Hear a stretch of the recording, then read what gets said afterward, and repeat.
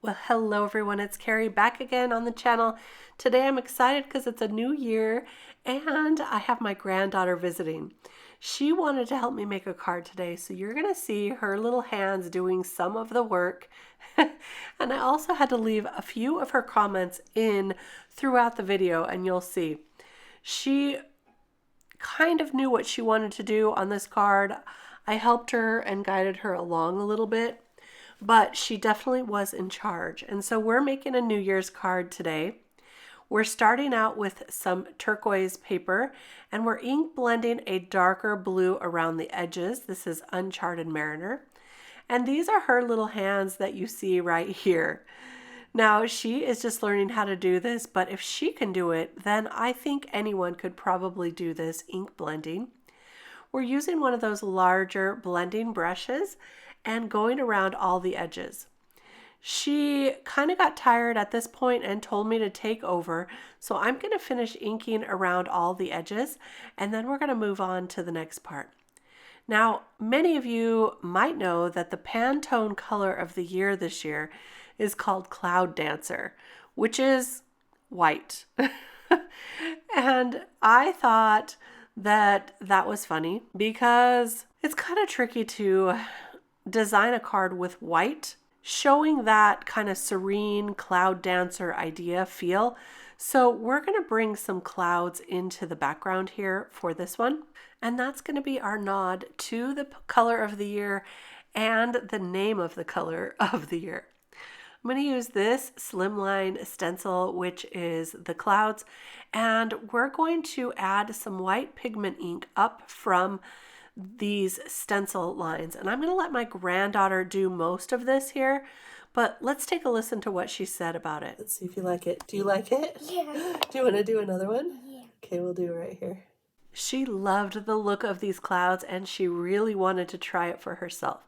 So I'm kind of guiding her along, but letting her do a lot of the work here. And I'm just holding the stencil on with my hands. That way it doesn't move. And look at how good she's doing. All right, she is definitely going to be a card maker. Or maybe at least a YouTuber, I don't know. She was really excited to hear that I had a YouTube channel. So this was really fun for us. You can see that I'm just letting her make it just with some variations of that white going up from the stencil, and I'm trying to tell her that it's easiest to go in kind of a circular motion. But she found it easier to go just kind of straight up, which is fine too. You also get a really cool look that way. So there's our cloud look. And now we're going to add some stars over the top. First, I'm going to tape this panel down. And this was the stencil we were going to use first, but I thought maybe she would want to choose a different stencil. So I'm going to ask her. So she decided on this Magic Stars stencil or Starry Night stencil. So we're going to use that. Do you want to still do this gold or do you want to do white stars? Keep doing that gold. You want to do the gold or white? I'm kind of thinking white might be prettier with the gray and black and blue. What? You want to try white or do you like gold still? I still like the gold. She still likes the gold. Okay, we're going to do the gold. So she decided on gold, and I'm glad that she stuck to her guns on this one because the gold turned out so pretty. And I'm just going to teach her how to add this lunar paste right through the stencil, just like this. And then she's going to take over and finish it out. This gold lunar paste adds a really beautiful sheen to the background. So let's go ahead and do the reveal. I'm going to remove those magnets, slowly peel that up, and look at that beautiful background. Here we are excited about it. See our jazz hands. Now I'm going to take the pixel stencil and I'm going to use grays and some foil for this to make it look kind of like a disco ball. And I've been wanting to do this ever since this pixel stencil came out. So what I'm going to do is start by lining it up against that little grid line on my glass mat here. And I'm going to start with Lost Shadow Distress ink. And then I'm going to put layer 2 on. This is a 3-layer stencil. So you can do lots of different colors. I'll link to some of my other videos where I did different colors of this and they all turn out just amazing. So the next one is the hickory smoke layer, and now I'm going to add the third stencil and add some transfer gel duo to that. And that way, once this dries, we can add some foil over the top and give it a little silver sheen to make it look like a disco ball.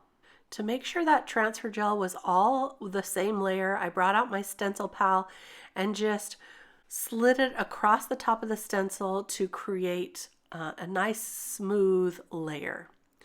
Now I'm going to set that aside to dry while we color our image. And we've chosen this beautiful bear and bunny stamp, which is one of the bear collection that I love. And we're going to stamp this out. My granddaughter already knows how to use a MISTI, of course, she does. So I'm just going to set this stamp up for her and let her do the rest. She's going to go ahead and pick the stamp up with the MISTI door. And then I'll go ahead and add some Copic friendly ink to that. Today we're using Memento Tuxedo Black ink. And I'm going to go ahead and ink it up and let her stamp it down. So this always turns out perfect. I want to make sure that's in the corner. Then she's going to press down and we're going to stamp it just one more time just to make sure that's nice and dark. And I think it turned out great. Now let's ask her what part she wants to color. All right, so what part do you want to color and what part do you want me to color? I will color the bunny. You want to color the bunny? Yes. Okay.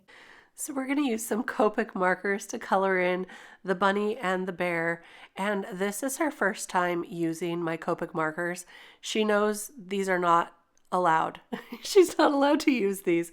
She has her own markers, colored pencils, inks, stamps, all the things. Of course, she has her own section of my craft room.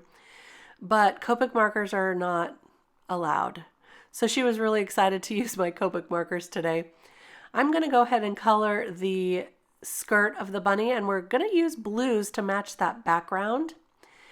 And I'll just use a few of these blues. I think I use 4 different shades just to make it kind of darker around the edges and light around the center to feel like that cloud dancer look. So there we go. And then I'm going to go ahead and finish coloring the bear up off screen. We're going to color him as a black bear. That was her choice as well.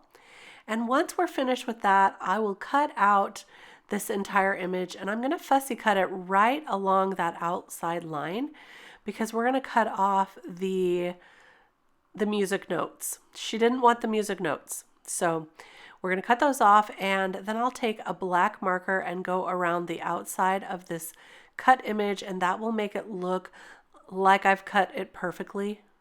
At least hopefully it does.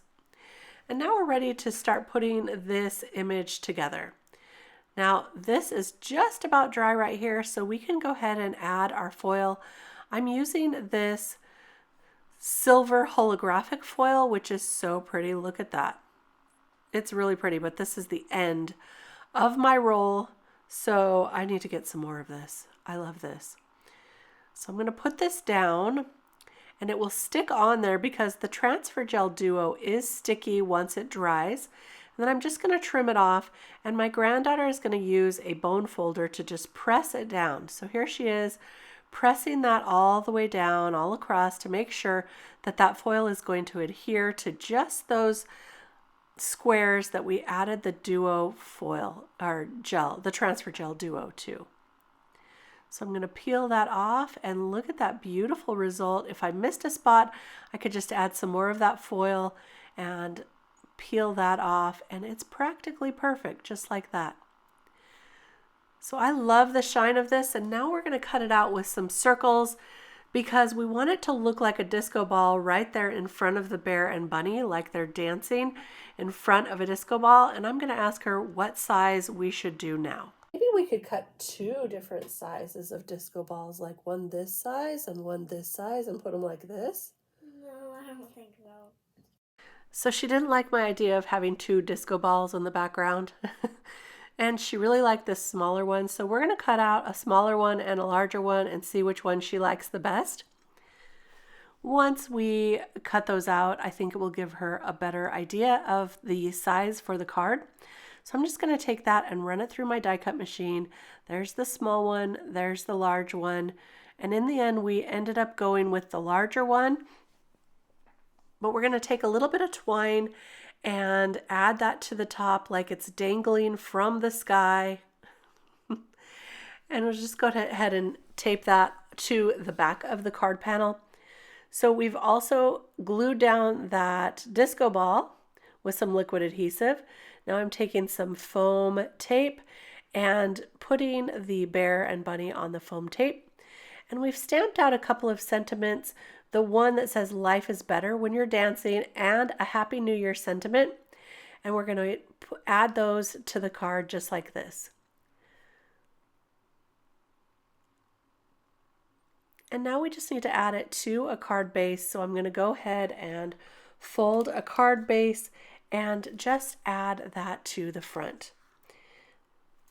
And that'll be the end of our card today. Now I love how the clouds look so beautiful and bright, and those gold stars in the background with a disco ball and that silver foil. It's really, really fun. I hope you enjoyed this card that my granddaughter designed with a little bit of help from me. And I hope you enjoyed the New Year sentiment and color. This is truly a cloud dancer. Give it a thumbs up if you enjoyed this video and let us know. Don't forget to subscribe to the channel, and I'll be back with more card inspiration to share real soon. Until then, happy crafting.